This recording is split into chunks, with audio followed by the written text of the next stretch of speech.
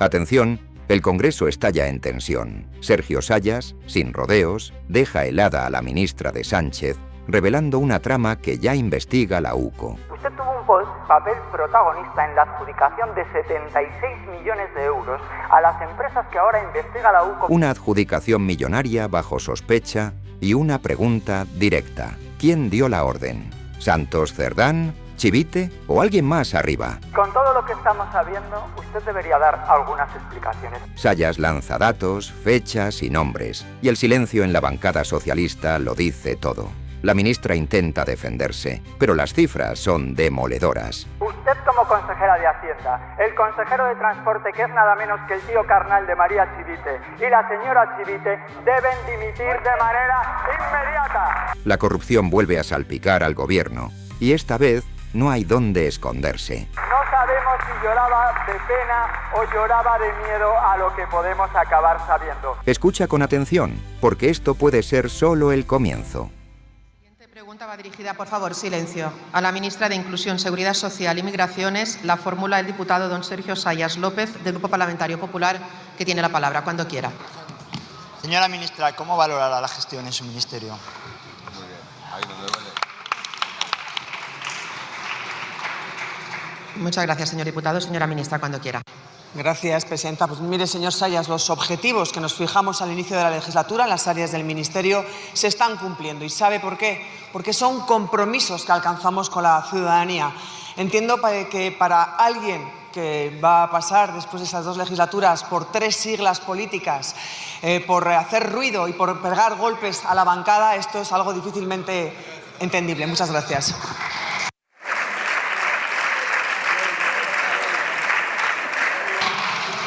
Muchas gracias, señora ministra. Silencio, por favor. Señor Sayas, tiene la palabra.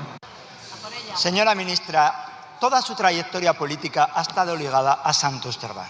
Y con todo lo que estamos sabiendo, usted debería dar algunas explicaciones. Mire, como consejera de Hacienda, usted tuvo un papel protagonista en la adjudicación de 76 millones de euros a las empresas que ahora investiga la UCO por su vinculación con la supuesta trama corrupta de Santos Cerdán. Usted no solo puso el dinero para la obra, sino lo más importante, puso el instrumento jurídico que permitió que una persona de 73 años, que según la ley foral debía llevar 3 años jubilada, pudiera presidir la mesa de contratación. ¿Y qué pasó en esa mesa de contratación? Que el presidente votó una vez que supo el resultado del resto de los miembros de la mesa, algo claramente irregular, y además alteró la valoración técnica y cambió la empresa adjudicataria. Díganos ahora, señora Said, ¿quién le pidió excepcionar a este señor para que pudiera presidir la mesa de contratación? ¿Se lo pidió Koldo? ¿Se lo pidió Santos Cerdán? ¿Se lo pidió la propia María Chivite? Se lo digo porque la adjudicataria resultó ser la UTE de Acciona y Servinávar, que ahora investiga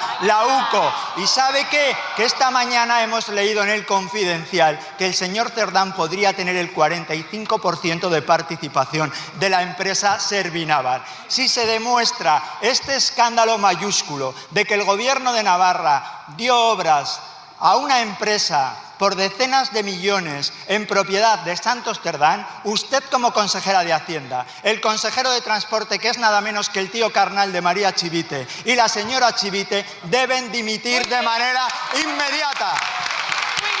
El otro día la señora Chivite daba una rueda de prensa compungida. No sabemos si lloraba de pena o lloraba de miedo a lo que podemos acabar sabiendo. Los que vamos a llorar somos los navarros cuando sepamos la verdad de lo que ha ocurrido con la adjudicación de Velate. Los navarros que sentimos vergüenza de vernos otra vez como nuestra comunidad es el epicentro de la corrupción socialista, porque ustedes han hecho con la corrupción lo mismo que con los pactos con Bildu, usar a Navarra de cobaya para experimentar lo que luego han exportado a todo el territorio nacional. En ambos casos, los mismos protagonistas, el señor Cerdán, la señora Chivite y usted, señora ministra. Muy bien.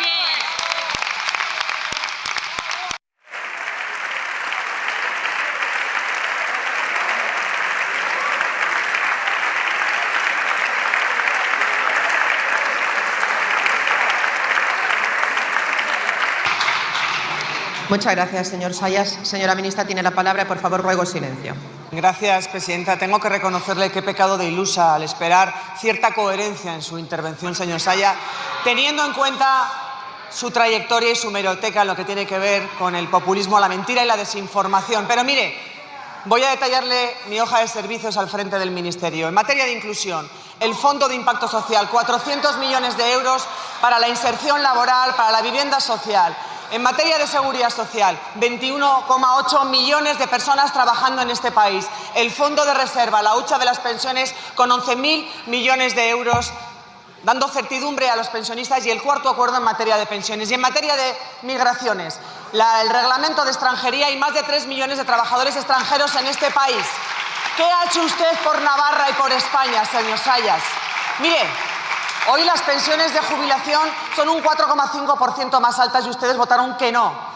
Hoy hay 9 de cada 10 personas con un contrato indefinido y usted no solamente votó que no, sino que protagonizó el espectáculo más bochornoso que hemos vivido en esta Cámara en la votación de la reforma laboral.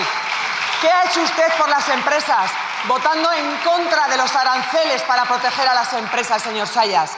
Tápese. Y por cierto, señor Sayas, ¿quién condecoró en 2015 al señor Koldo García?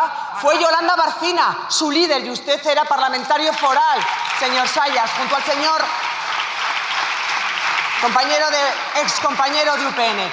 Mire, señor Sayas, le voy a dar un consejo. Puede usted, ya que pregunta cómo son los objetivos de este gobierno, voy a darle un uso del teléfono móvil. Puede usted consultar todos los días y hacer un buen uso del móvil, el Boletín Oficial del Estado o el Boletín Oficial de Navarra, para ver los avances y cómo mejoramos día a día la vida de la ciudadanía. Gracias, señor Sayas.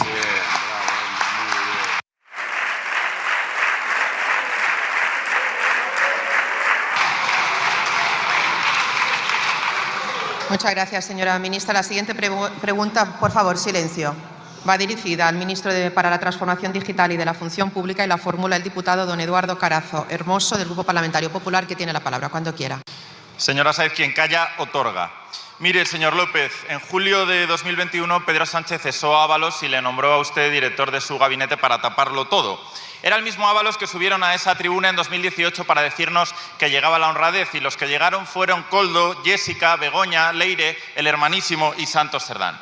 Señor López, ahora ustedes hablan de contundencia y rapidez frente a la corrupción, aunque hoy Sánchez ha dicho que tolerancia absoluta, pero lo cierto es que conocían desde hace años todos los chanchullos.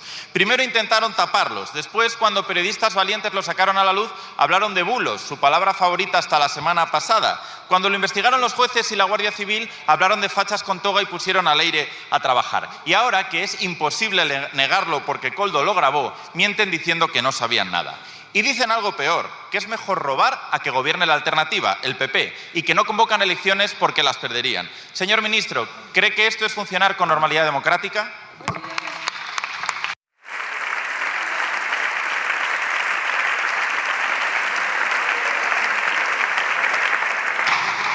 Muchas gracias, señor diputado. Señor ministro, cuando quiera. Gracias, señora presidenta. La normalidad democrática establece que gobierna quien tiene una mayoría parlamentaria. Y la normalidad democrática establece también que si alguien tiene una alternativa tiene que presentarle una moción de censura. Háganlo si tienen valor y gánenla. Mire, le voy a decir algo que es lamentablemente la historia de este país, pero que resume el estado de ánimo de esta Cámara, ¿no? En aquel lado de la Cámara hay gente afectada.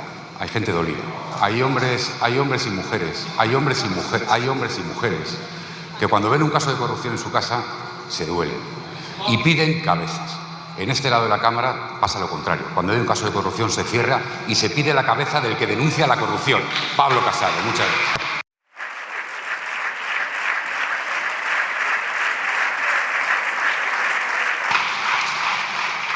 Muchas gracias, señor ministro. Señor Carazo. Señor López, ustedes lo sabían todo. Es cierto que tomaron medidas ejemplares desde 2021. Quitaron a Ábalos como secretario de organización y pusieron a Santos Cerdán. Podían aprovechar el próximo Comité Federal para renombrar el cargo como secretario de organización criminal. Sería bastante más gráfico. Puso a su mano derecha, Pilar Sánchez Acera, a filtrar documentación confidencial. Metieron a Ábalos en listas para aforarlos y le ofrecieron abogado y trabajo a cambio de su silencio. Pura mafia. Mire, usted que decía que Sánchez les llevaba al desastre y pedía a Villarejo información sobre los prostíbulos de su suegro, ahora pone la mano en el fuego por él. Y nos cuenta que Sánchez está muy decepcionado, que a él todos le parecían buenos chicos. Viendo el nivel de conversación de Koldo, Ábalos y Cerdán, ¿de qué piensa que hablarían en el Peyot con Pedro Sánchez? ¿Dejarían de hablar de la Carlota y de la colombiana? ¿Ponían a Mozart y hablaban de física nuclear o de feminismo, señor López? Eso no se lo cree nadie. Termino. Usted ahora se dedicará al y tú más, a sacar escándalos de cuando yo estaba haciendo la primera comunión y usted perdía elecciones en Castilla y León. Pero antes le pido que me responda a una pregunta muy concreta. En el informe de la UCO, Koldo dice que le transmitió a usted un recado para Pedro Sánchez. ¿Cuál era ese recado, señor López? Le recuerdo que yo pregunto y usted contesta en esta sesión de control. Nada más.